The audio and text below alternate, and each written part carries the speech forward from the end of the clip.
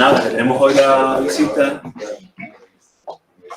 de Javier Hernández, de la Universidad de Sevilla, de la área de antropología, con gran experiencia en el estudio de cosas de imagen, ¿no? Antes de esto, también de conflictos sociales relacionados con el turismo.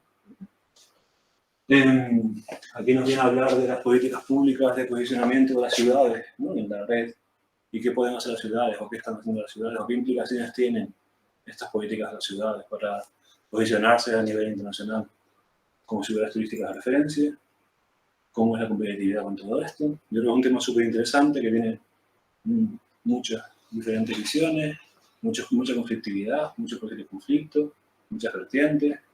Estamos en una ciudad que también tiene este tipo de circunstancias, ¿no? Entonces, aprovechen. Muchas gracias, Javier. Muchas gracias, buenos días. Lo primero, comentaros que estoy muy contento de estar aquí en Tenerife, en La Laguna, y agradezco mucho al profesor Alberto Ronay que me haya invitado a estar con vosotros. Estoy muy contento, como digo, y la idea que cuando me invitó Alberto, yo pensé, ¿de qué tema puedo hablar? Y básicamente quiero hablar de lo que yo estoy haciendo, de lo que yo estoy investigando. Como me dijo que el perfil de los asistentes iban a ser mayoritariamente estudiantes de máster, pues pensé, voy a contar de forma organizada aquellas cosas que estoy investigando sobre políticas urbanas en materia turística. Entonces, ese es un poco el objetivo. El objetivo es plantear qué es lo que pasa en las ciudades en relación con el turismo. Y aunque las ciudades son muchas y muy diversas, encontramos, como voy a tratar de explicar, situaciones que son convergentes y paralelas. Entonces, nosotros como antropólogos necesitamos un marco que nos permita analizar de lo particular a lo general. Situaciones, cuando nos encontramos muchas situaciones particulares, nos damos cuenta de que la particularidad, la suma de particularidades nos permite establecer generalizaciones. Y eso es un poco el sentido de esta investigación, ¿no? O sea, la diversidad empírica y a partir de ella establecer generalizaciones. El turismo urbano, pues en las últimas décadas juega un papel fundamental en un proceso global que es el cambio de acumulación del sistema de acumulación fordista a otro sistema de acumulación que podemos llamar post-fordista, ¿no? Entonces, en este sentido, en este proceso, las ciudades tienen un protagonismo mucho mayor del que muchas veces se cree. Las ciudades observamos que en esta lógica de búsqueda de capitales y de turistas, de inversores de capitales y turistas, las ciudades compiten, con muchas ciudades compiten. Entonces vemos cómo hay una competencia planetaria de lo local, una competencia global y local, ¿no? Y eso es una competición, como digo, para atraer turistas e inversores. Entonces lo que estamos observando desde aproximadamente el último cuarto del siglo XX hasta la actualidad es una clara reconversión en las ciudades de la industria a los servicios. Y en los servicios el sector turístico tiene un peso fundamental. Pues bien, en esta lógica de acumulación en la que los capitales están penetrando cada vez con más facilidad, con menos trabas, en un régimen neoliberal en las ciudades, las políticas públicas muy a menudo lo que hacen es desarrollar estrategias que favorezcan esta penetración. La estrategia de las ciudades es precisamente de los gobiernos locales, sobre todo los gobiernos más neoliberales, es establecer estrategias para atraer capitales, inversores y turistas, ¿no? Entonces, en esta charla lo que me gustaría resaltar fundamentalmente es qué acciones llevan a cabo los ayuntamientos, las organizaciones locales, las diputaciones, fundamentalmente los ayuntamientos, para atraer inversores y turistas, ¿no? ¿De qué manera se hacen más guapas, más atractivas para atraer este tipo de nuevos actores, que son actores globales? Entonces aquí la lógica de la localización está muy clara, ¿no? Lo global y lo local. Entonces, lo que quiero destacar es que esta es una estrategia local de posicionamiento en lo que podemos llamar un archipiélago, una red de ciudades en el mundo, ¿no? Hay un intento de obtener una posición ventajosa en una red cada vez más competitiva de ciudades, una red que es muy inestable. Entonces, en esta lógica vemos como una especie de frenesí, una lógica frenética de posicionarse ventajosamente en esa red inestable de ciudades turísticas, ¿no? Pero normalmente el discurso oficial subraya que estas estrategias pues, tienen un sentido muy positivo porque hacen que las ciudades sean cada vez más cosmopolitas, más abiertas, más atractivas. Sin embargo, frente a esa mirada que subraya la idea del cosmopolitismo y la modernidad como fenómeno que propicia esta lógica, a mí me interesa más resaltar las contradicciones que subyacen a todas estas lógicas, ¿vale? Entonces, es un planteamiento y es una propuesta y es un posicionamiento también teórico el que aquí planteo, ¿vale? Bien, también os digo que no he pensado plantear esta charla como un discurso, una ponencia de un experto ante un público pasivo, sino que os animo desde el primer momento a que participéis y hagamos un diálogo sobre las cosas que yo aquí voy a plantear, ¿no? Bien. Planteado esto, lo que me gustaría resaltar es que el turismo urbano es, en la actualidad, a nivel internacional y en el caso español muy concretamente, el segundo nicho, el segundo sector o subsector dentro del turismo, detrás del turismo vacacional de sol y playa, tan característico, bueno, las Canarias, por ejemplo, ¿no? El turismo urbano ocupa el segundo lugar en España. Eso no me lo estoy inventando, lo saco de fuentes oficiales, ¿no? Entonces, por ejemplo, el plan del turismo español Horizonte 2020 lo sitúa el turismo en el segundo lugar, ¿no? Entonces, estamos hablando de que en cuanto a volumen de turistas o de viajeros que se alojan en los hoteles, en cuanto al número de pernoctaciones y en cuanto a la duración de la estancia, que son los criterios más o menos oficiales que estáis estudiando en vuestras asignaturas, pues vemos que el turismo urbano ocupa la segunda posición. Pero me gustaría destacar una idea, y es que el turismo urbano, que hoy lo vemos como un hecho totalmente consolidado, es un fenómeno relativamente reciente. Quiero decir, históricamente, cuando eclosiona el turismo, solamente unas pocas ciudades eran destinos turísticos. La mayor parte de las ciudades eran lugares fríos, a veces inhóspitos, orientados a la cotidianidad, al mundo del trabajo. Era podemos decir, el lugar de las sirenas, de los monos azules, de la industria, ¿no? Solamente unas pocas ciudades como Sevilla o como París y demás eran destinos turísticos, pero la mayor parte de las ciudades no estaban vinculadas al turismo. Sin embargo, observamos cómo es un fenómeno que tiene una importancia enorme, pero muy reciente, ¿eh? Actualmente podemos hablar desde el segundo cuarto, o sea, el último cuarto del siglo XX, cuando empieza a crecer el turismo urbano. Ahora lo vemos como algo naturalizado, como algo muy frecuente, pero es un fenómeno reciente, ¿no? Entonces, en ese sentido, vemos cómo las ciudades, al transformarse en destinos turísticos, están llevando a cabo, tanto el capital privado como el público, una profunda remodelación, tanto de sus formas, de sus elementos tangibles, como también de sus atributos, ¿no? Se va construyendo todo un discurso sobre lo local. Y en este sentido, vemos cómo el turismo se ha incorporado a las agendas públicas, a la política, ¿no? Y vemos cómo hay una clara política urbana y urbanística que en algunos sitios está sometida a la lógica del turismo. El turismo, digamos, está de alguna manera modelando las formas y funciones de las ciudades. Está teniendo un papel importantísimo. Entonces nosotros como profesionales del turismo y de la antropología, pues evidentemente no podemos dejar de estudiar el fenómeno porque es un fenómeno de una trascendencia total, ¿no? Entonces, a ver cómo va esto. Entonces estamos hablando de un fenómeno que es reciente, pero que al mismo tiempo es colosal, ¿no? Y lo que podemos decir es que en esta remodelación lo que vemos como la ciudad modelada por el turismo es una ciudad resultado de un proceso. Quiero decir, las ciudades modernas han sustituido a las ciudades premodernas. Una ciudad premoderna, por ejemplo,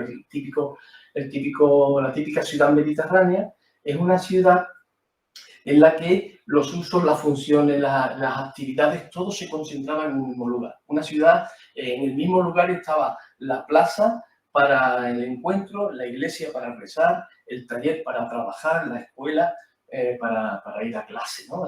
La ciudad mediterránea es una ciudad abigarrada.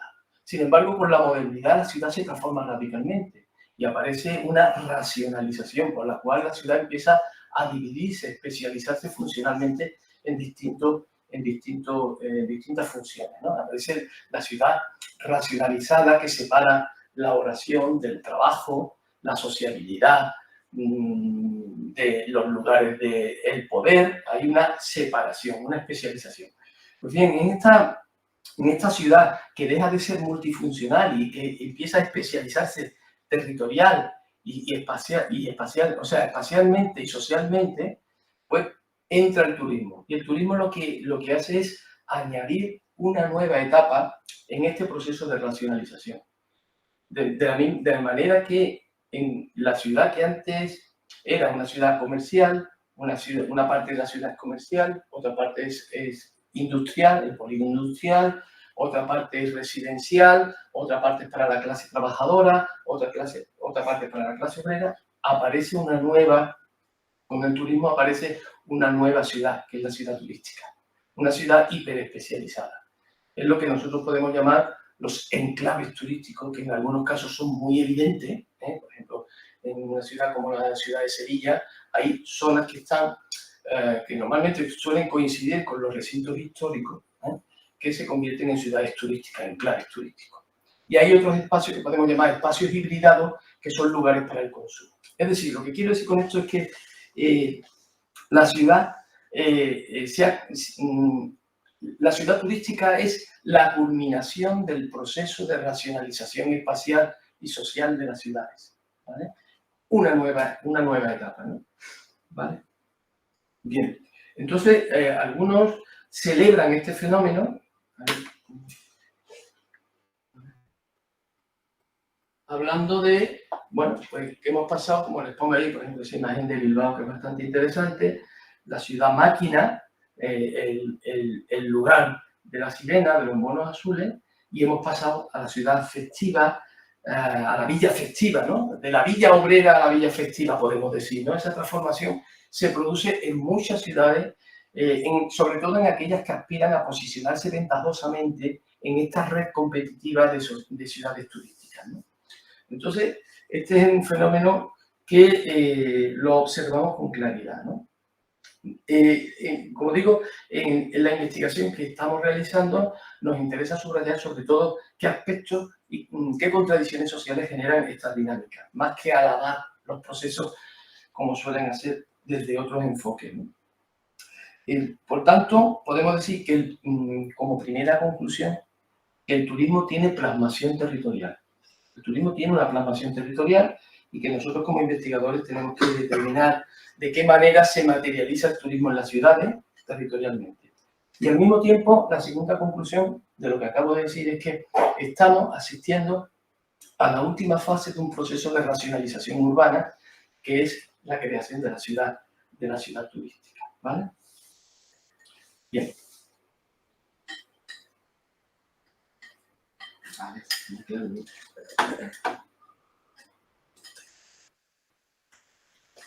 Entonces, la especialización de la ciudad, ¿no?, en el turismo, pues no es un fenómeno aislado, sino que este fenómeno de aparición de ciudades turísticas obedece, como he dicho, a una lógica global, a una red mundial, que podemos decir que es una red mundial policéntrica, en distintos centros, que son lugares estratégicos que compiten para situarse, ¿no?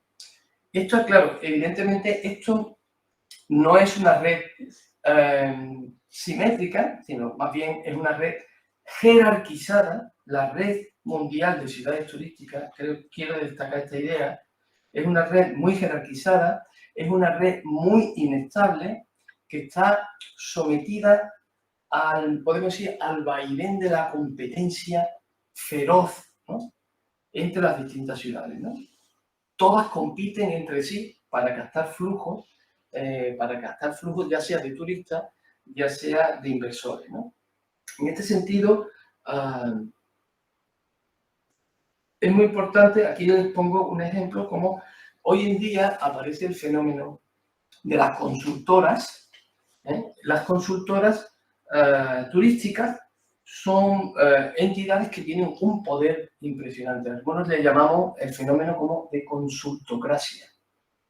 Todas las ciudades turísticas aspiran a que las distintas consultoras sitúen positivamente a su ciudad en esta red inestable de ciudades turísticas, ¿no?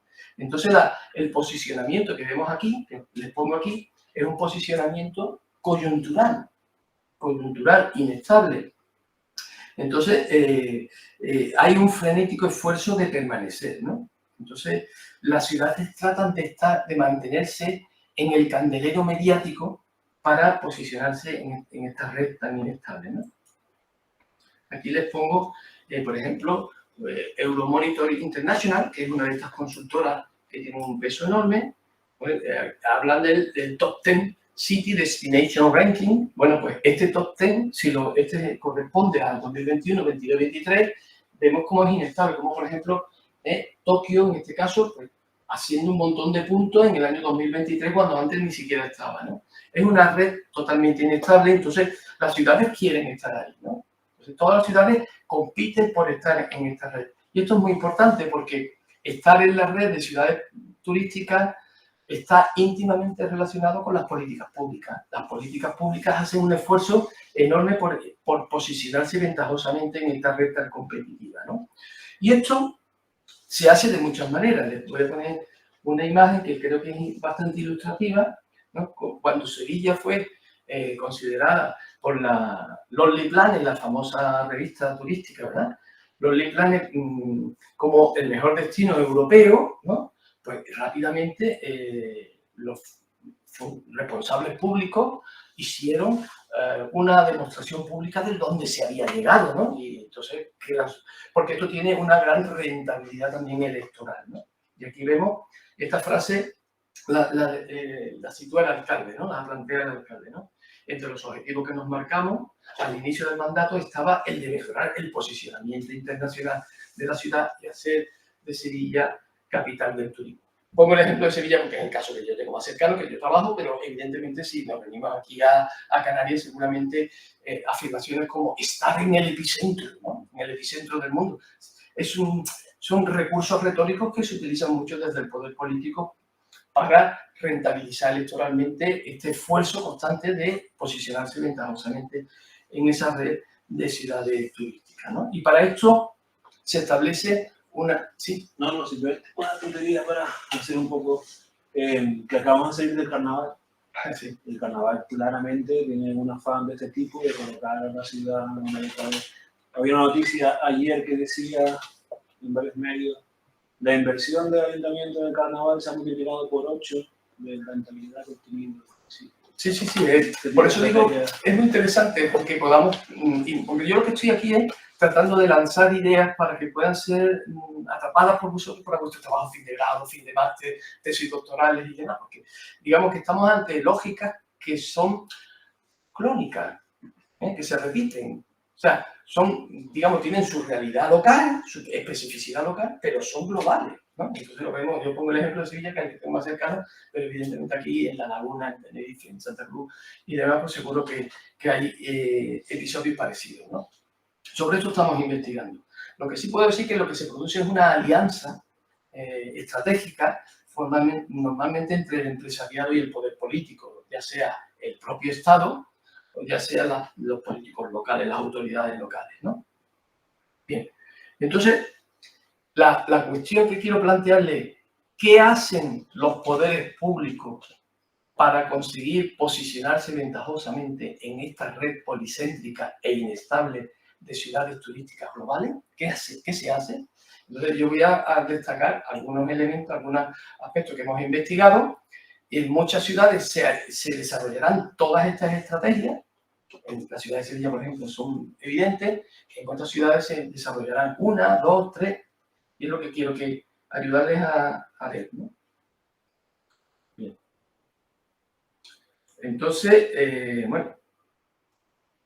Entonces lo que vemos es cómo hay 3 tipos de intervenciones, ¿no?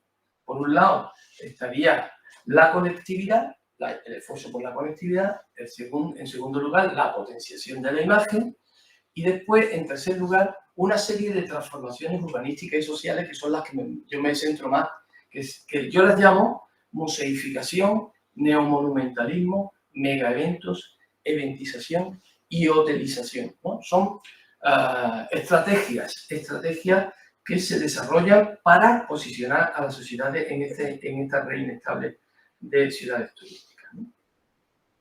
Bien. Aquí les pongo el ejemplo. En este cuadro, quizá un poco demasiadas letras, ¿verdad? Pero he tratado de sintetizar, ¿no? Entonces, lo que vemos como, por un lado, la iniciativa de internacionalización sería lo que podemos llamar el city branding, ¿no? Que es crear una imagen de marca, porque la ciudad se convierte no solamente en un lugar de consumo, sino que la ciudad se convierte en un producto para consumir. La ciudad es un producto, ¿no? Por otro lado, la conectividad, y después dentro de las otras estrategias, pues está la musificación, el neomonumentalismo, los megaeventos, la eventización y la hotelización, ¿no? ¿Vale? ¿Esto a qué da lugar? Pues da lugar a un fenómeno que realmente es muy interesante y que es una paradoja importante. Esta paradoja la hemos denominado estandarización de la diferencia. Es la propuesta digamos, de marco teórico que yo les propongo. Es curioso, ¿no? Porque vivimos en un mundo en el que el desarrollo del capitalismo ha generado la globalización y los mercados penetran por todos los sitios cada vez con menos trabas. Hay una internacionalización de la economía. Por eso, por ejemplo, desembarcan fondos inversores de todo el mundo cada vez con más facilidad para adquirir hoteles, para adquirir cosas, ¿no? Digamos, el mercado, digamos, ya no hay economías locales autocentradas, sino que vivimos una economía mundial. Pues bien, en este mundo tan global, por un lado, la primera paradoja que observamos es que los capitales, los inversionistas, pues son cada vez más sensibles hacia la diferencia. Es decir, se valora la diferencia entre las ciudades. Entonces, es un valor ser distinto, ser diferente. La singularidad se convierte en un valor, ¿no? Por lo tanto, se trata de, podemos decir, incentivar la distinción de las ciudades para ser atractivas. Esa es la primera paradoja. En un mundo global cada vez más indiferenciado, la singularidad es un valor. La segunda paradoja, que quizás es más interesante, y es que, y es a lo que yo voy, las operaciones fundamentalmente del poder público, pero no necesariamente, las operaciones dirigidas a atraer turistas, las operaciones dirigidas a ser singulares, ¿no? Porque el turismo, ¿qué es? El turismo es una producción de singularidades en un mercado global. Eso es el turismo, producir particularidades para un mercado global. Pues esto es lo que hacemos, producir singularidades para el mercado global. Y esto es lo que hacen las ciudades. Tratan de singularizarse. Sin embargo, en este esfuerzo de singularización se opta por estrategias que son básicamente semejantes. Por eso hablo yo de la estandarización de la diferencia. Para ser distintos, todos hacemos lo mismo, ¿no? Que son estas estrategias que yo planteo. Entonces, la estandarización de las diferencias no es otra cosa que un claro oxímoron, ¿no? Porque hay una contradicción. Lo estándar y lo singular no puede ser semejantes, ¿no? Entonces, vemos cómo en este esfuerzo de estandarización de la diferencia, lo que observamos es que para ser distintos usamos modelos clónicos, ¿eh? O sea, usamos los mismos patrones para ser distintos. Esta es un poco la contradicción, y esto se hace en un marco, repito, de competencia frenética para estar muy bien posicionado. Esa es un poco la tesis que les propongo de interpretación del fenómeno, digamos, de las políticas públicas, ¿vale? Si quieren comentar algo, pueden hacer. Yo sí querría comentar, más bien preguntarle si, Sí. si usted conoce, porque sí es verdad, la verdad que me ha encantado la paradoja esta que acaba de mencionar, y estaba pensando cuál sería la manera más apropiada de intentar fomentar la visita a una ciudad pues, patrimonial o de este tipo, de una manera singular sin utilizar técnicas estándares, como acabo de comentar. ¿Cuál sería la mejor manera o cómo se podría desarrollar eso? Bueno, ese digamos que es un tema complejo que me plantea. Eso nos llevaría mucho tiempo, pero yo, como antropólogo, lo que partiría es si estamos hablando de turismo patrimonial, yo lo enfocaría claramente a analizar el patrimonio desde la perspectiva nativa. Es decir, tratar de superar las visiones también estandarizadas del patrimonio, de lo monumental, lo histórico-artístico, y tratar de comprender cuál es la perspectiva nativa, precisamente la singularidad de verdad que hay de esos lugares, ¿no? Entonces, sobre este tema también hemos investigado, ¿no? Pero básicamente yo propondría que tenemos que hacer una política patrimonial en la que los usuarios del patrimonio, los legítimos depositarios del patrimonio, sean los que definan qué son y definan también qué quieren ser, ¿no? Pero bueno, esto es un tema especialmente complejo. Agustín. Que al final acaba, a ver, el sistema artístico acabaría clonándolo en breve.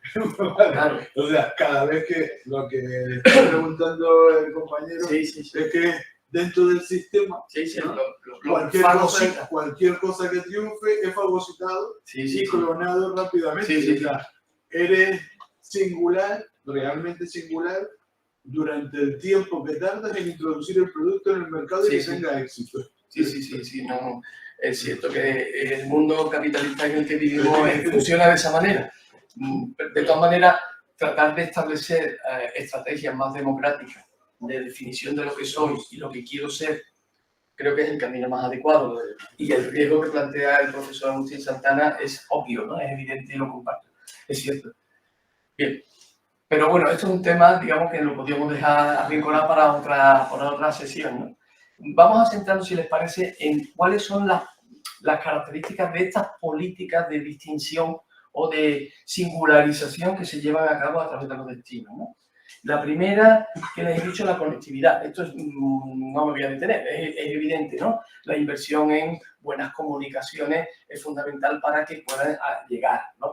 Para que los flujos turísticos y de capitales pues, puedan aterrizar sin ningún problema. Y digo aterrizar porque estoy en una isla, pero por ejemplo en la península pues el desarrollo del ferrocarril, las carreteras y demás son enormes, ¿no? Y entonces siempre hay una presión de los gobiernos locales a las autoridades del Estado para que mejoren los aeropuertos, la comunicación. Por ejemplo, en Sevilla hay ahora mismo un enfado enorme porque hay determinados grupos de izquierdas que plantean que volar dentro de la península eso tiene un efecto súper negativo para la conservación del medio ambiente, ¿verdad?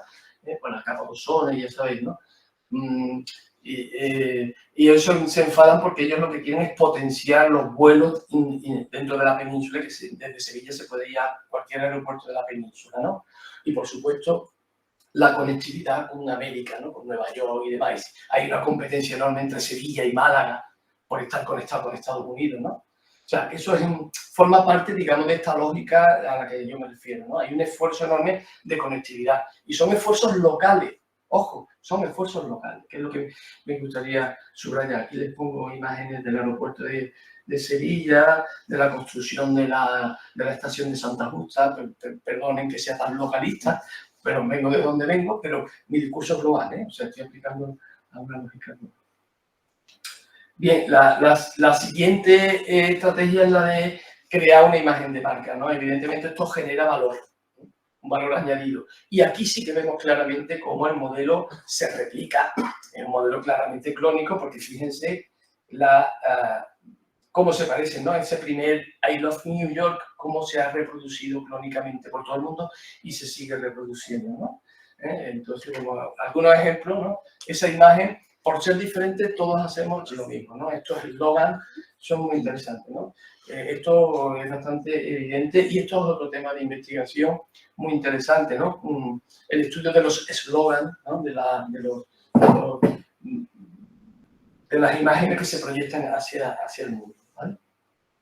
Vale. Dentro, digamos, de las estrategias, podemos decir que son urbanas y urbanísticas y sociales, yo destacaría el fenómeno de la museificación. Este término a veces es controvertido porque a las personas que se dedican a los museos no les gusta. Entonces, bueno, soy consciente de ello, pero yo creo que es muy adecuado. La museificación sería el conjunto de operaciones que se llevan a cabo en determinados espacios urbanos para acicalar, para crear una especie de cosmética urbana que hagan que los lugares se parezcan a lo que se supone que fueron, ¿no? Hay digamos, una recreación del pasado a través de una cosmética urbana, de un embellecimiento, ¿no? Lo que yo voy a plantear aquí, y ya lo diré después, pero es que detrás de la lógica del embellecimiento o estetización operan otros procesos que no son tan evidentes, que son de exclusión socioterritorial, como voy a tratar de explicar. No sé si me he explicado. Vemos las ciudades, vemos la laguna y nos damos una vuelta por la laguna y decimos qué hermosa es la laguna. ¿Qué hay detrás de la belleza de la laguna? Es lo que quiero decir. ¿Qué procesos sociales, territoriales hay detrás del embellecimiento, ¿no? Esto tiene que ver con lo que podemos llamar esta es la definición que les propongo. Evidentemente el objetivo es atraer turistas, ¿no? El contexto es evidente, ¿no? Y es que hoy en las asignaturas de patrimonio lo habrán visto, ¿no? Vivimos en un mundo, algunos llaman la era de la hiperpatrimonialización, porque todo es susceptible de convertirse en patrimonio, ¿no? Entonces en nuestra sociedad hay un malestar, ¿no? Hay un malestar ante la pérdida de los bienes del pasado, un malestar colectivo cada vez más que esto tiene también muchas ramificaciones y es complejo, pero sí apuntar que en la sociedad en la que vivimos cada vez hay más personas preocupadas por la continuidad de los modelos tradicionales, de los monumentos históricos, de asegurar la conservación. Hay un apego, ¿no? Un apego de pasarla. Y entonces los turistas visitan a los lugares buscando lugares que respondan a esa imagen, podemos decir, de perdurabilidad y también de certidumbre, ¿no? Porque en el mundo en el que vivimos tan acelerado, el patrimonio tiene esa función de refugio compensatorio, donde tú te agarras, las raíces del pasado te dan seguridad en un mundo cada vez más incesante y más cambiante.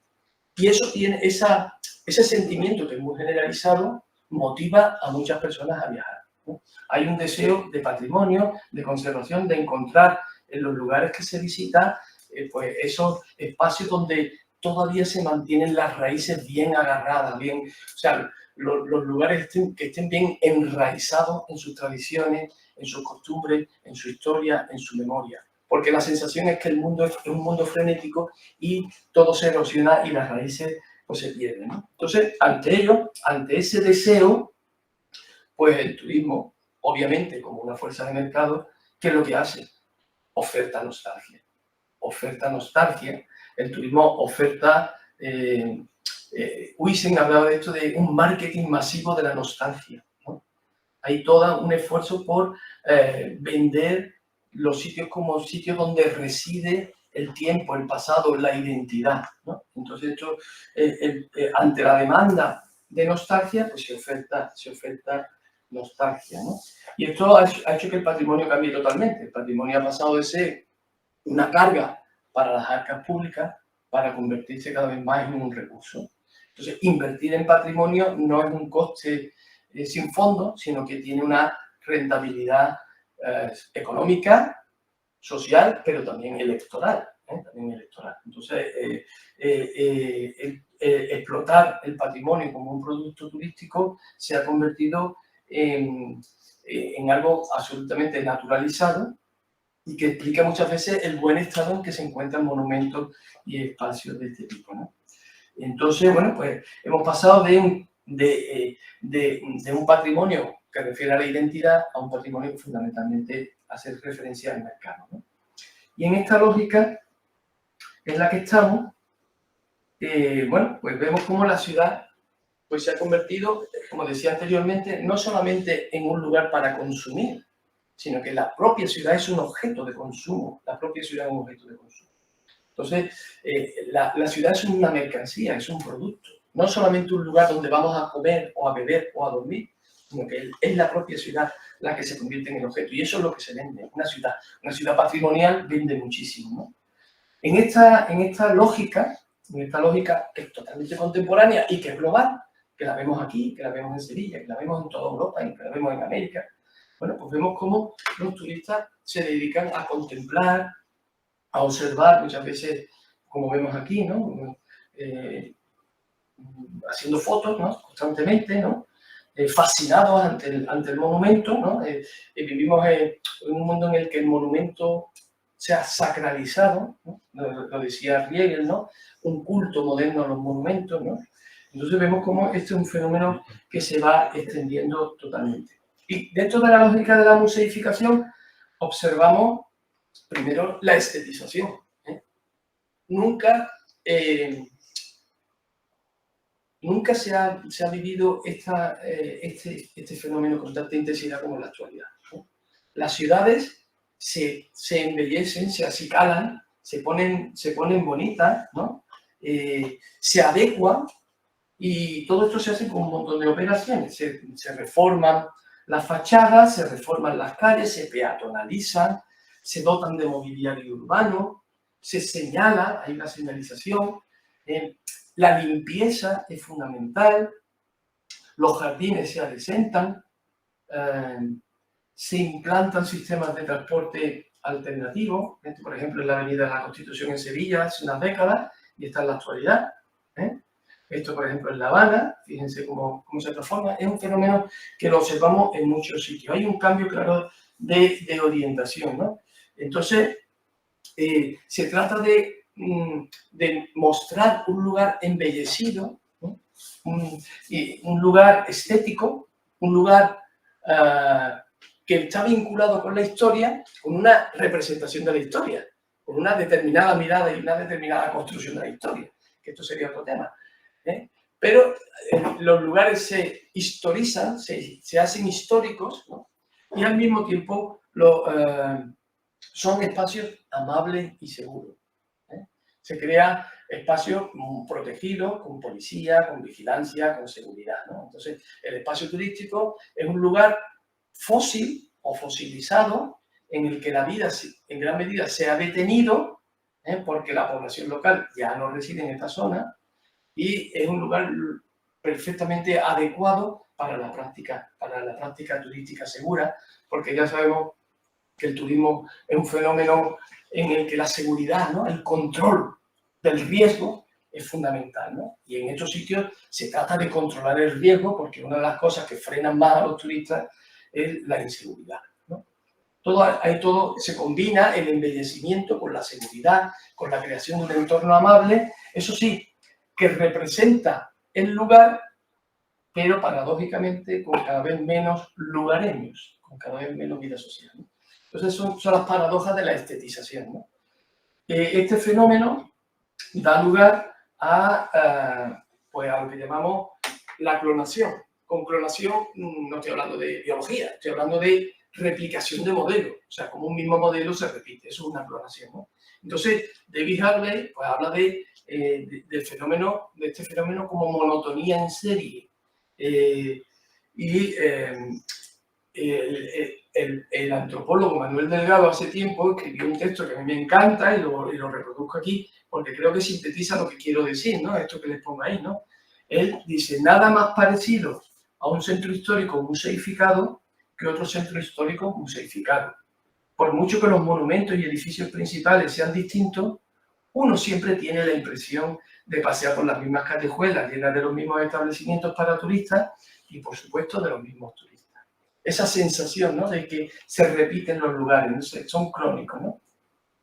Da igual que estés en Estambul, da igual que estés en Londres, pero esa sensación se tiene, ¿no?, de que los espacios turísticos museificados, no todos, sino los museificados, son clónicos, ¿no? Este fenómeno le llama Harvey monotonía en serie, ¿no? Digamos, un espacio replicante. Y otra de las consecuencias de la museificación, a la que me refería anteriormente, es el fenómeno, decía que detrás de la estetización, detrás del embellecimiento, detrás de la adecuación del espacio para crear un lugar amable, hay unas dinámicas que muchas veces no son percibidas ni siquiera por la propia población. La gente cuando va andando por la laguna dice qué bonita es la laguna, pero muchas veces no es consciente de que detrás de los procesos de embellecimiento y de estetización de los lugares puede potencialmente haber otras dinámicas que no son visibles y que somos nosotros los investigadores los que tenemos que desvelar, que son dinámicas de exclusión social y territorial. Con esto me refiero al famoso fenómeno de la gentrificación, en este caso la gentrificación turística. Ojo, gentrificación turística, que sería la sustitución de la población local, pero en este caso por población que fluye, por población temporal, turistas que van y vienen. El fenómeno de la gentrificación clásico es la sustitución. Gentrificación viene de gentry, que significa burguesía.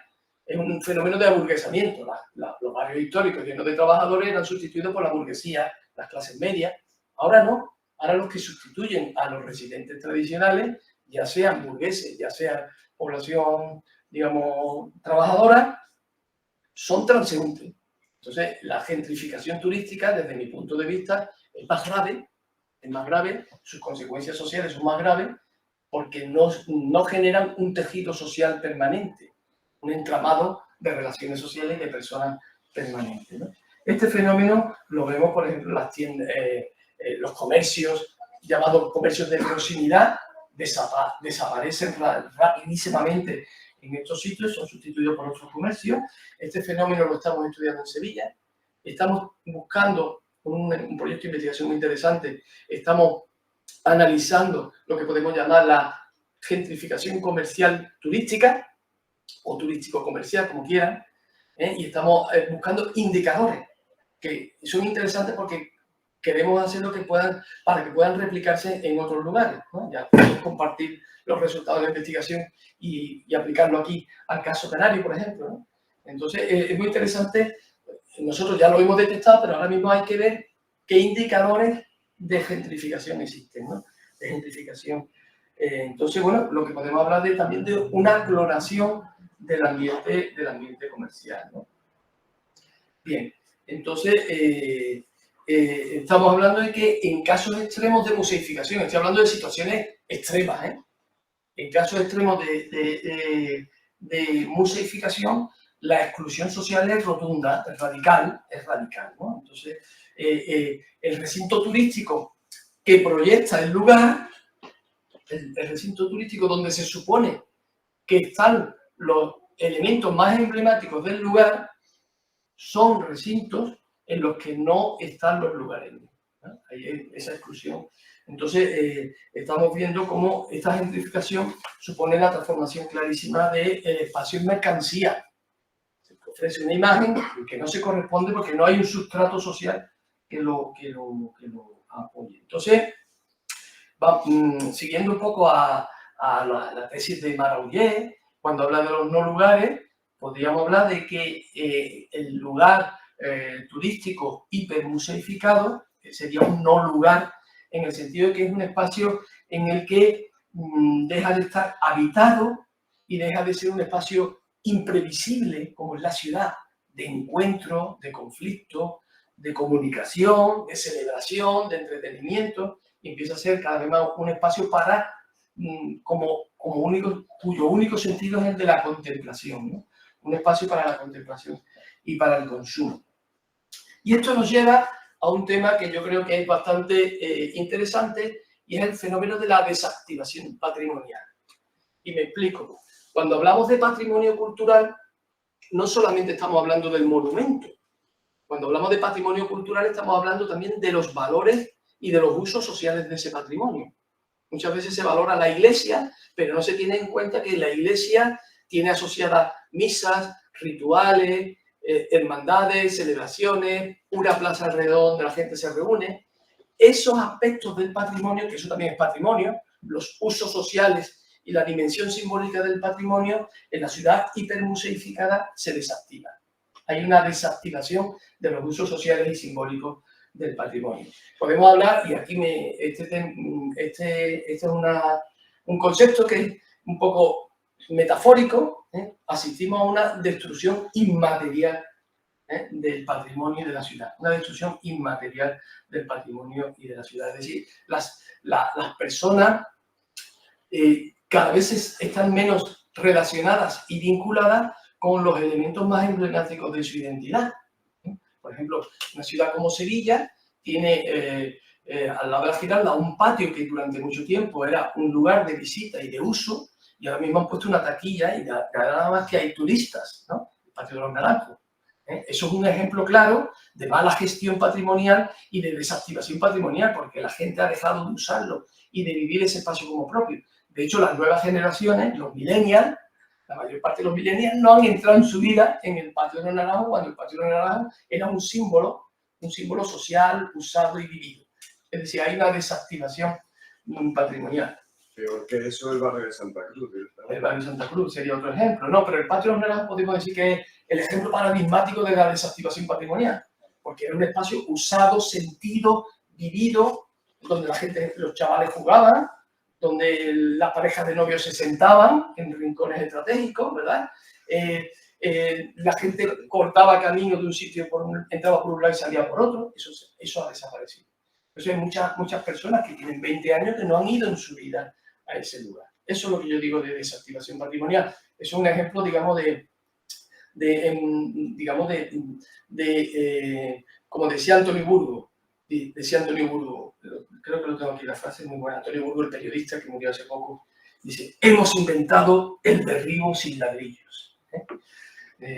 No sé si entiende el sentido de lo que quiero decir, ¿no? O sea, hemos despojado a la ciudad de sus atributos, y se ha quedado nada más que la carcasa, la fachada, ¿no? Entonces el lugar se convierte en una mercancía, ¿no? Por ejemplo, la Fontana di Trevi, ¿no? O esta imagen que les pongo de Venecia, ¿no? En definitiva, con la museificación lo que estamos asistiendo es un fenómeno de fosilización patrimonial, como he dicho, un lugar en el que se imponen nuevos usos. La ciudad museificada es una ciudad de la exclusión y es una ciudad, como he dicho, en la que se vive un extrañamiento paulatino de la población local con sus símbolos o con sus referentes más importantes. Entonces, esto es lo que hablamos de banalización de la diferenciación. Yo tengo una pregunta, y es como, estaba comentando eso de lo de la masificación de las ciudades y de los efectos que puede tener. En concreto en la ciudad de Sevilla, ¿han habido efectos negativos o impactos negativos por parte de la población local? De que, bueno, nos comentaba el del Patio de los Naranjos, pero ¿han habido efectos, bueno, lo que llamamos de la turismofobia? ¿Han habido concentraciones ahí en la ciudad? Sí, el fenómeno de, digamos que esto es otro tema también muy interesante que tenemos que investigar y que ya estamos investigando nosotros, por lo menos. Existe un malestar creciente de amplios sectores de la población con el turismo, con este modelo de turismo, ¿verdad? Y este malestar a veces se materializa en organizaciones que son defensoras del modelo de vida tradicional, ¿no? Entonces, este es el fenómeno. Pero estas asociaciones mal llamadas turismofóbicas, estas asociaciones son la expresión de este malestar colectivo, pero al mismo tiempo, lo hablaba hace un momento con el profesor Alberto, al mismo tiempo generan conciencia sobre la situación en la que se está viviendo. Y en Sevilla son muy importantes, aunque seamos justos. La mayor parte de la población, pero con proporciones muy diferenciadas, es muy partidaria del turismo, porque el turismo se supone que es un generador de una espiral de progreso, ¿no? Ese es el discurso dominante que tienen las instituciones, que tiene el poder y que tiene la mayor parte de la población. No nos engañemos, ¿eh? El movimiento contrario al turismo es un movimiento absolutamente minoritario, ¿eh? Minoritario, pero existe, ¿vale? Entonces, lo que hablamos es de un fenómeno en el que la diferenciación es banal, porque si lo que se te dice que esta ciudad es totalmente diferente, pero despojada de sus usos. De hecho, perdona, Javier. Sí, sí. Siguiendo a Javi, ahora que ponías ahí lo del lugar de mercancía, antes de, sin aplicarlo al turismo, simplemente con la capitalización del espacio y la rentabilización que se genera desde el capitalismo, Sí. lo que provoca es un escape que antes eran como activistas antisistema, que aquí lo que produce es una reacción contraria que también el sistema lo absorbe, que es un movimiento, digamos, que quieren rebelarse frente a estos impactos generados por la capitalización del espacio a convertirse en la ciudad de mercancía. Pero, Sí, estoy totalmente de acuerdo con lo que planteas. no, pero contestando también. Sí. Bueno, pues el fenómeno, esto también sería otra investigación. Os propongo un trabajo fin de grado, un trabajo fin de máster, una tesis doctoral sobre humor y turismo, ¿eh? En este sentido, aquí el grandioso Roto, con una pequeña viñeta, ha sintetizado todo lo que yo he dicho, ¿no? Con una gran clarividencia, ¿no? Bien, hemos hablado del primer fenómeno, la museificación. Pasamos rápidamente al segundo fenómeno que yo destacaría como característico estoy hablando de estrategias de singularización que llevan a cabo los poderes públicos, fundamentalmente locales, para posicionarse ventajosamente en esa red inestable de ciudades turísticas globales. ¿Qué es lo que hacemos? ¿Qué es lo que se hace? El neomonumentalismo. Con el neomonumentalismo me refiero a un fenómeno muy interesante, que es la construcción, la erección de edificios, de equipamiento muchas veces público, pero en cualquier caso que son emblemas postmodernos, que dan ideas, dan una imagen muy atractiva del lugar. Lo que se trata es, en este caso, no de reproducir la continuidad, sino, oye, nosotros somos una ciudad anclada en el pasado, pero también somos moderna, también somos cosmopolita, ¿no? Y para eso, por todos los sitios se desarrolla esta estrategia de singularización estandarizada, que es lo que llamamos el neomonumentalismo, ¿no?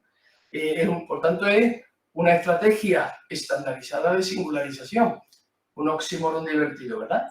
Porque lo vemos repetirse en todos los sitios. Entonces, lo que encontramos es que cuando hablamos de neomonumentos, estoy hablando de grandes construcciones y demás, los usos son muy distintos. Puede ser desde una estación de ferrocarril, un aeropuerto, hasta un palacio de congreso, lo que sea.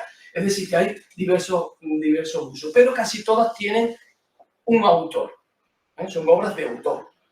Tenemos una obra del arquitecto Jerry en nuestra ciudad, ¿no? Y porque eso le da mucho protagonismo. Eso tiene que ver mucho con la mentalidad de nuestra época, en la que los arquitectos son vistos muchas veces, sobre todo las grandes figuras de la arquitectura, son vistos casi siempre como demiurgos, ¿no? Como personas que son capaces no solamente de construir edificios grandiosos, sino de que a través de sus obras transformar la ciudad. Es una especie de tecnocracia, ¿no? Se adora la técnica, ¿no? Vamos a construir un edificio que va a transformar la ciudad, va a transformar la vida, ¿no? Esa creencia está muy generalizada, ¿no?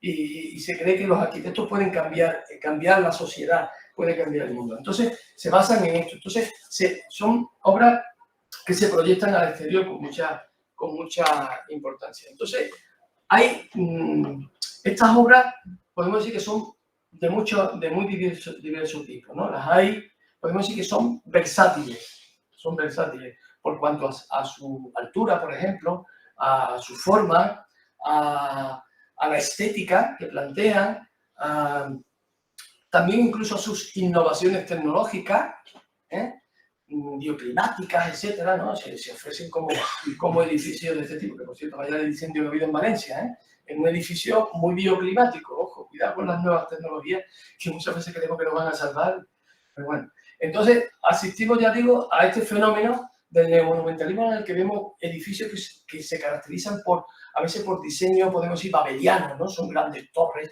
gigantescas en altura, que utilizan materiales muy importantes, y otras veces se caracterizan por sus formas audaces, ¿no?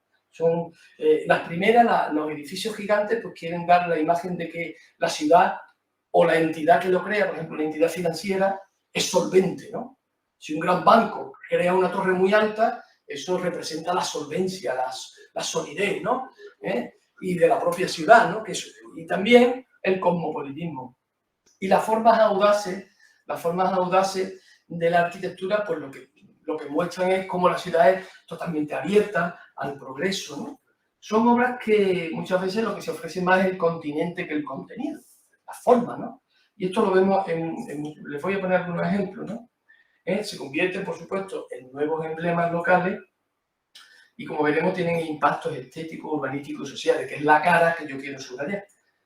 Aquí vemos, por ejemplo, cómo en esta competencia global, por ejemplo, vemos cómo todos compiten por tener el edificio más alto. No voy a hacer el chiste malo, todos compiten por tener el edificio más alto, ¿no? Y esto es un fenómeno que se da sobre todo en Asia, ¿no? Pero también en España, obviamente, ¿no? En Sevilla, por ejemplo, tenemos el caso de la Torre Peli, ahora ya rebautizada como Torre Sevilla, que ha generado una polémica importantísima, no solo a nivel local, sino que ha trascendido. Porque en Sevilla existía el pacto tácito de no construir nada por encima de la altura de la Giralda. Y este edificio supera con creces la altura de la Giralda, Y esto generó un debate enorme, pero sobre todo el impacto más importante es que rompió con la horizontalidad de la ciudad, ¿no? Y generó este impacto, como pueden ver, el puente de Triana, con esa torre detrás que era en gran medida pues, naturalizada. ¿Y quién lo hizo y quiénes son los propietarios de la torre? Esto lo hizo César Peli, que es una figura mundial, un arquitecto de Nürnberg, un dios creador, porque se decía que con esta Torre Sevilla iba a salir de su atraso secular. Entonces, bueno, ahí está. Y lo financió inicialmente una caja local, la Caja Sol se llamaba, para demostrar su solvencia. Ya no existe Caja Sol. Y ahora, bueno, pues hay un hotel dentro del edificio y demás. Y esto generó una polémica enorme en la ciudad porque rompió, como les digo, con la horizontalidad. Y lo que es más preocupante, que es lo que denunciamos en algunos textos, es que no solamente el problema es la torre, sino que se ha abierto la veda. ¿Entiendes? Entonces puede tener impactos urbanísticos en el futuro muy grandes, ¿no? Entonces, hasta tal punto fue el debate que Sevilla estuvo a punto de englosar, porque como saben, el casco histórico de Sevilla es patrimonio mundial por la UNESCO. Bueno, pues estuvo a punto de ser descatalogada, como se dice en inglés, deslisted. No sé si han visto la página web de la UNESCO del patrimonio mundial, que hay algunos sitios que son tachados, literalmente tachados, se ve en la página web tachado, ¿no? Por ejemplo, Dresde, el Valle de Dresde, aparece tachado, fue patrimonio mundial y fue tachado. Sevilla estuvo a punto de ser tachado de la lista. Pero lo que comentas es que había un pacto tácito, o sea, no estaba legislado de que no se pudiera, sino que... tácito que se cumplía, pero no existía una normativa sobre el tema, o sea, no incurrieron en ilegalidad. Y tras haber pero hecho sí vulneraron un espíritu de la ciudad. Y tras haber hecho eso, ¿no se han replanteado a lo mejor intentar legislarlo de alguna manera para que no se vuelva a repetir, o quedó ahí y ahora está el peligro? Me temo que es justo lo contrario, ¿no? Ya están proyectando en la zona donde está la Universidad Pablo de Olavide, están proyectando otro gran coloso, ¿no?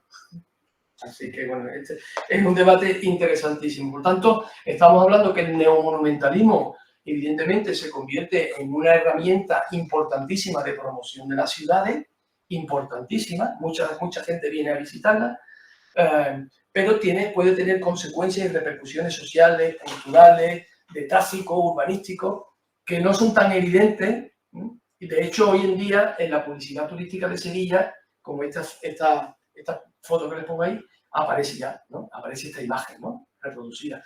Y la propia población, fíjense, está interiorizando poco a poco el edificio como propio, ¿no? No por casualidad, los poderes públicos la han rebautizado como Torre Sevilla, en esa estrategia ganar adeptos, ¿no? Son inteligentes. Otro ejemplo, por ejemplo, la audacia, ¿no? Ahí les pongo algunos edificios, el almacén de Selfridges de Birmingham, hay muchos, ¿no? Muchos ejemplos, ¿no?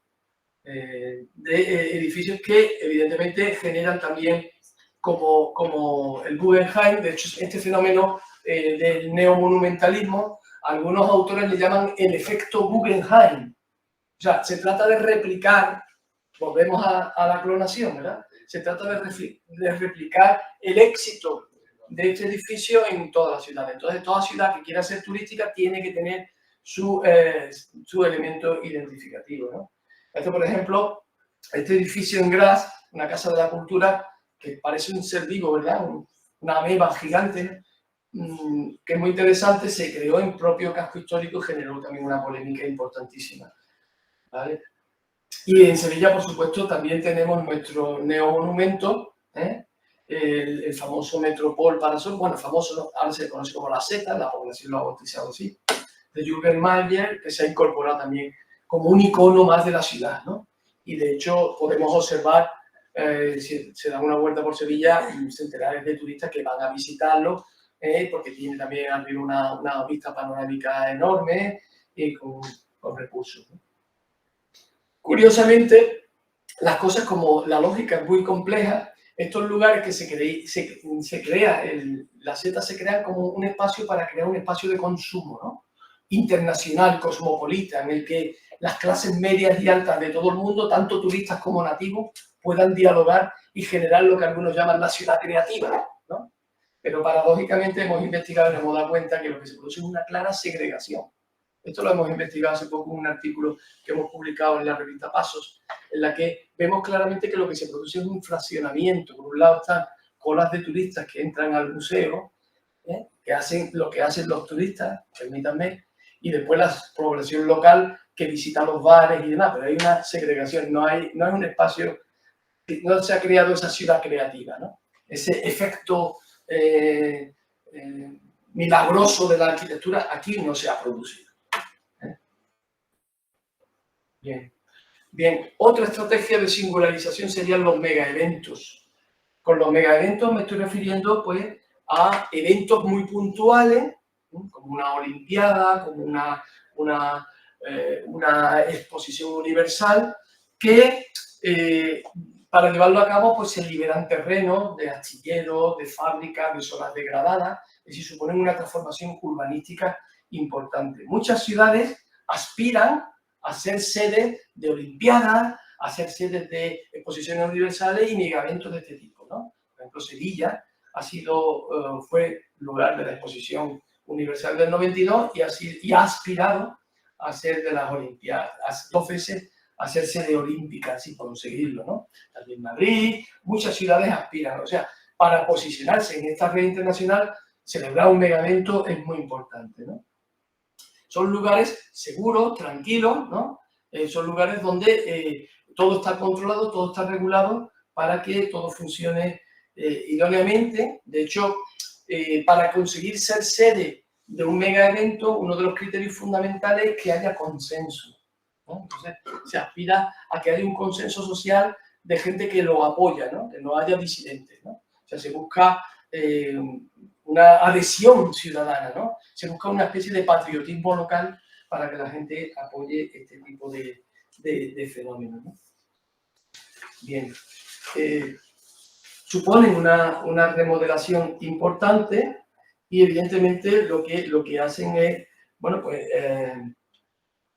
plantear que, como les pongo aquí, ¿no? Pues básicamente conseguir una importante resonancia mediática,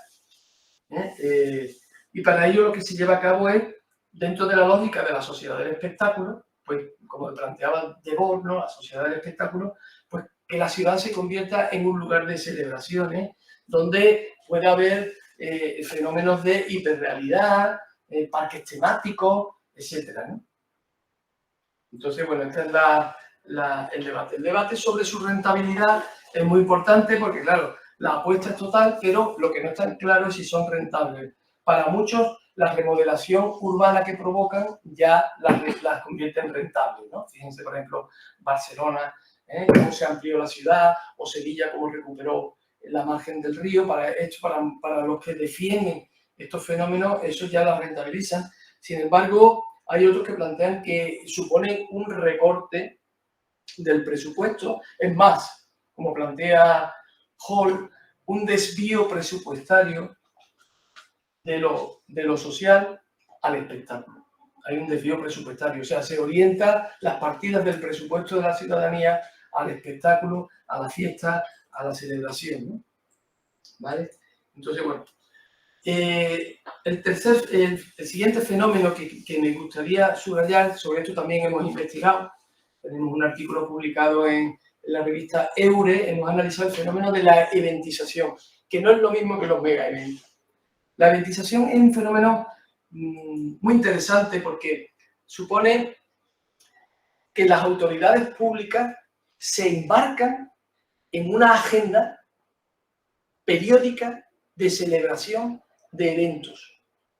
Esto, de hecho, la política turística de Sevilla tiene como pilar central la celebración de grandes eventos de este tipo, pero periódicos. Entonces hay un esfuerzo incesante, frenético, por celebrar constantemente fiestas, espectáculos, cumbres especializadas internacionales. Por ejemplo, hace poco se celebró el Latin Grammy en Sevilla. Siempre hay un intento de tratar de convertir la ciudad en un lugar para el espectáculo. Es lo que podemos llamar la eventización de la cultura, como plantean algunos autores. Una eventización de la cultura, o planteándolo de otra manera, una festivalización de las ciudades. Las ciudades se convierten en festivales, en lugares para el espectáculo, y aquí también, evidentemente, hay ese desvío presupuestario de lo social al espectáculo, ¿no?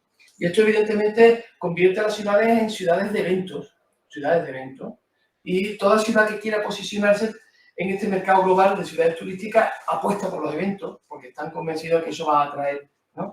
Es lo que llaman algunos la Eventful City, ¿no? La Eventful City, la ciudad de los eventos, ¿no? Entonces, son ciudades en las que los espectáculos son totalmente fugaces, porque se celebran 15 días, pero ya hay que tener programado otro espectáculo para después. Y ahí, en ciudades como Sevilla, esto es increíble, ¿no? Esto es lo que algunos autores llaman a las ciudades como ciudades efímeras. Las ciudades efímeras, porque constantemente se están celebrando cosas y hay que estar constantemente renovándose. Es una fiebre, y esto se hace en un contexto de competencia clarísima. Por ejemplo, entre Barcelona y Madrid hay una competencia enorme para celebrar el móvil, ¿cómo se llama? El encuentro de los móviles. Hay una rivalidad enorme, ¿no? Entonces, hay una rivalidad con las ciudades por tener espectáculos. No solamente los copiamos, sino que los robamos, si es posible, ¿no? Entonces, ahí hay esa lógica, ¿no? Entonces, son de una variabilidad temática enorme, ¿no? Desde espectáculos, por ejemplo, aquí son efemérides, el año Murillo, ¿no? Festivales de todo tipo, ¿no? Bien. Lo que a mí me gustaría resaltar aquí es que, aquí, bueno, este es un cuadro en el que tipifico los distintos eventos, ¿no? Los distinguimos entre cumbres especializadas y acontecimientos de masa, y después con distintas variabilidades. Esto lo pueden ver en el artículo ese de Eure, si alguien lo quiere yo se lo facilito, en el que lo explicamos con más detalle, no puedo explicarlo aquí, pero bueno, solamente para que vean que hay variabilidad, ¿no? Entonces, lo interesante de este tema es que los ayuntamientos, como el caso del que yo conozco, los ayuntamientos cuentan con un personal especializado en la organización de este tipo de cumbres y este tipo de eventos. Especializados desde la contratación, van a sitios internacionales a buscar ser contratados. Es decir, hay un esfuerzo constante porque la ciudad sea una ciudad de fiesta, ¿no? Y aquí les pongo como el alcalde de la ciudad, bueno, pues fue a un centro internacional para que Sevilla fuera sede de un encuentro turístico internacional, ¿no? Y entonces esto lo recojo de la prensa, ¿no? Y siempre con esos discursos grandilocuentes, ¿no? Los retos del turismo del siglo XXI no se van a analizar ni en Nueva York ni en París, sino en Sevilla, que suma y sigue, ¿no? Ese discurso que tiene, por tanto, los eventos tienen una doble dimensión. Por un lado, atraer turistas, atraer capitales, pero también busca legitimidad en la ciudadanía, busca adhesión social, apoyo, ¿no? Apoyo de la ciudadanía, rentabilidad electoral en definitiva, ¿no? Bien. El último de los procesos que en esta apresurada, ¿verdad? Charla, el último de los procesos que entendemos como fenómeno más interesante de este intento de singularización es la hotelización. La hotelización, el uso que hacemos aquí del concepto es un concepto amplio, porque si nosotros nos vamos a la patronal de los hoteles, hotelización sería la transformación de la residencia en alojamientos turísticos. Eso es lo que dice la patronal de los hoteles, obviamente porque la patronal de los hoteles ve en los alojamientos turísticos un competidor. Pero nosotros tenemos una definición más amplia de hotelización. Cuando hablamos de hotelización nos estamos refiriendo a la proliferación de alojamientos de todo tipo que se producen con mucha fuerza en los destinos turísticos. Entonces, en este caso hablamos de una iniciativa privada, pero lo que me gustaría subrayar es con el concurso directo o indirecto, pero muy vinculado de los poderes públicos, ¿no? Es decir, este fenómeno de generar y de crear hoteles y alojamientos turísticos está teniendo un impacto importante en las ciudades, porque hay que crear esa plataforma para que vengan los turistas, ¿no? Entonces producen importantísimas transformaciones, ¿no?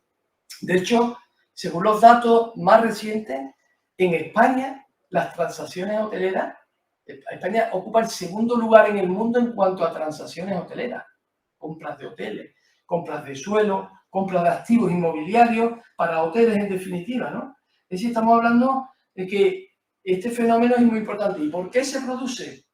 Pues porque están desembarcando fondos internacionales, aquí en el caso canario es más que evidente, fondos internacionales esto lo estamos investigando ahora mismo, fondos internacionales que llegan aquí, compran hoteles y no los gestionan normalmente empresas gestoras que pueden ser el anterior propietario, que se convierte en gestor, ¿verdad?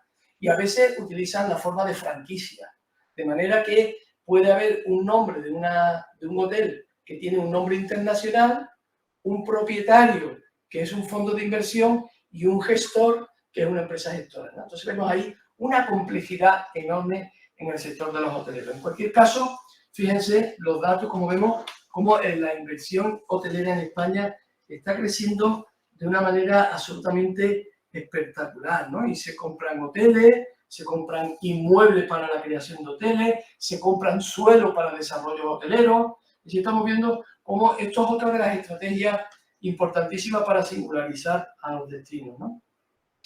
Aunque la inversión inmobiliaria, sobre todo, se destina al sector vacacional, aproximadamente el 65%, aquí en Canarias mucho más, y el 35-40% para el sector, digamos, urbano, la importancia que están teniendo este fenómeno en las ciudades es muy importante, es muy destacada, ¿no? Entonces, aquí el tema representa un claro cambio de acumulación, de sistema de acumulación, de propietarios gestores, o sea, del modelo heavy asset, es decir, en el que el propietario gestor estamos pasando a sistemas híbridos, en los que uno es el gestor, otro es el propietario, otro es el inversor. Hay muchos agentes y hace que el fenómeno sea tremendamente interesante para el estudio desde la perspectiva de la antropología de la empresa, ¿no?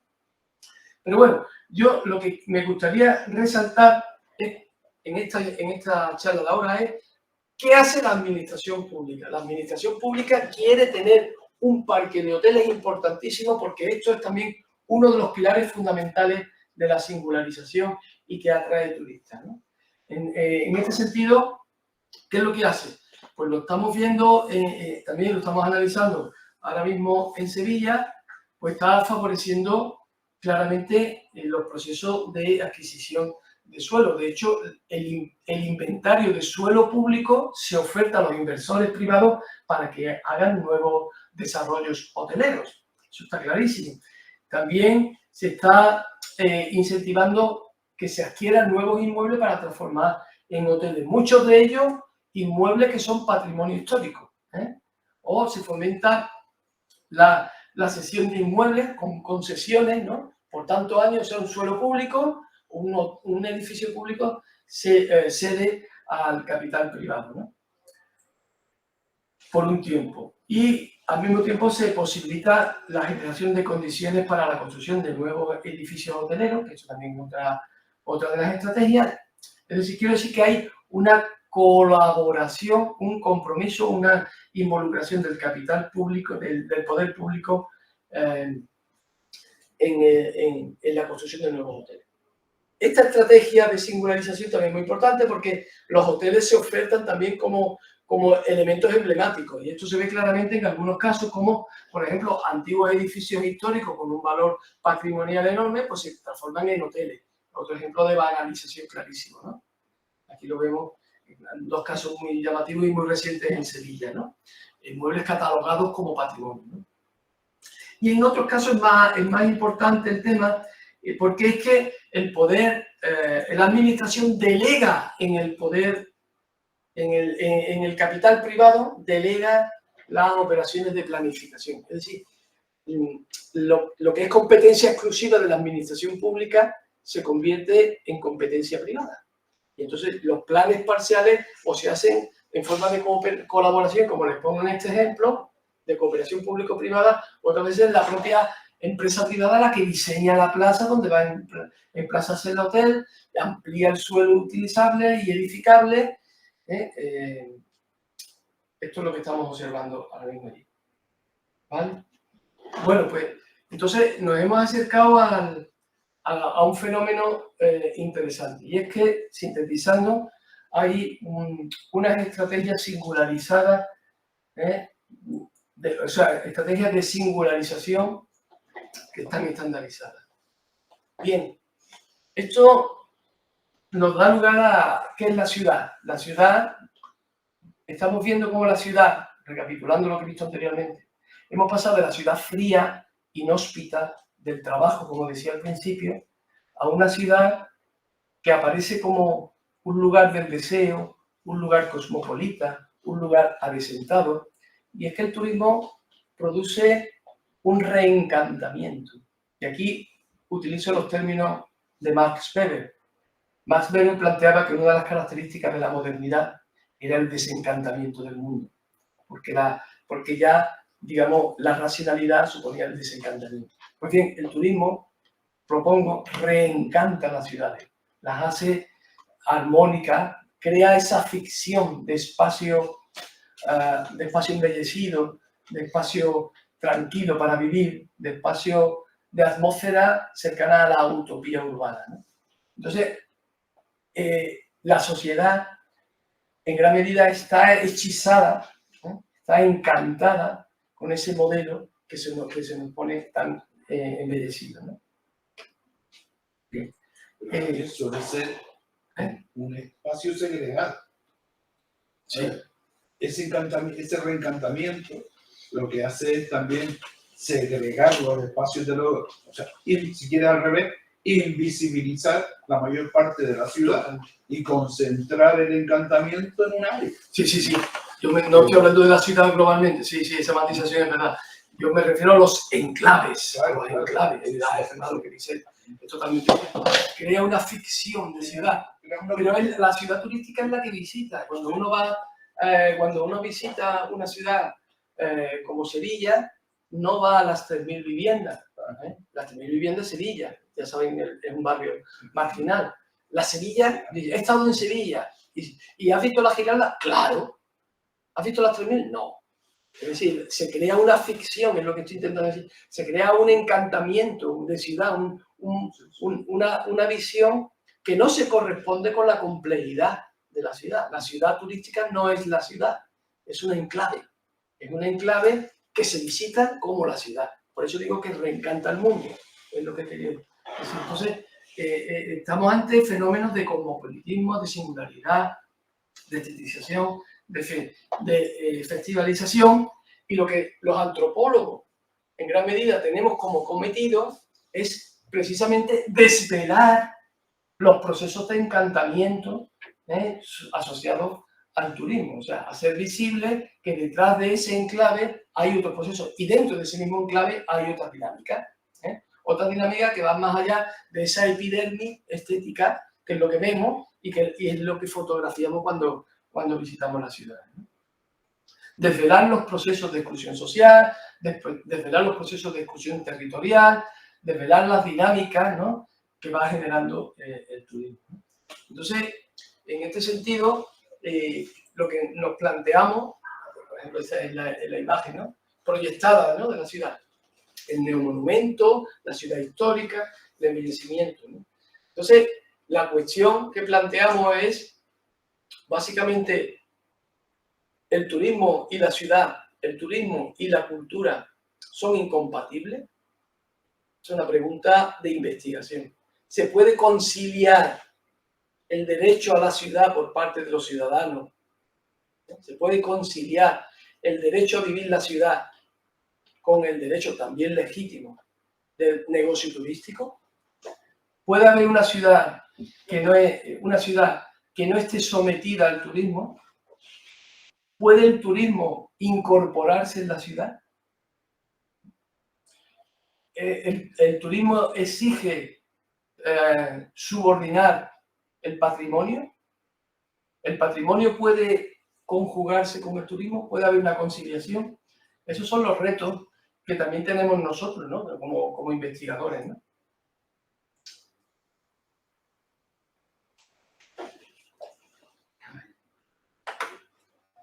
Entonces, bueno, un poco volvemos al humor, ¿no? Como el humor evidencia esa manera, digamos, ese malestar, ¿no? Ese malestar ciudadano, ¿no? Bien, no es estar contra el turismo, como dicen el chiste, ¿no, Ferran, ¿no? A lo mejor es que hace falta, digamos, una regulación, ¿no?, una política. La política, y con esto concluyo, la cuestión que yo planteo es, la política urbana tiene que estar sometida a la lógica global de posicionamiento con las consecuencias que ello tiene, o la política urbana y turística tiene que tratar de conciliar la vida con el turismo. ¿Es posible conciliar la vida con el turismo? Y ya con esto me callo, por si queréis que sigamos debatiendo sobre este asunto. Esas son preguntas que yo reboto después de esta breve charla. Muchas gracias.